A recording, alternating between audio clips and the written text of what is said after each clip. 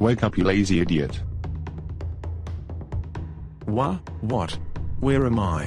What is this? What do you think? We've only sent you here to make you disappear. What? Just like what you did to Arya and John. They have nothing to do with you. Oh, like hell. Remember Molly? Molly Spencer. Your ex-wife was killed because she was part of the FBI. She threatened to destroy our empire, and we stopped that from happening. She was the love of my life. She was a parasite and a criminal. You don't deserve to love her. Please, you can't do this to me. You can't kill me. I trusted you. Do we look like we're still your friend? Not anymore. After today, you'll be saying goodbye to your loved ones forever. What the hell are you doing?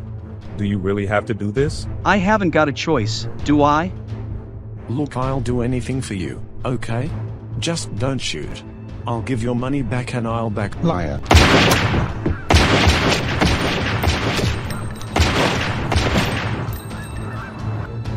All clear. Let's go.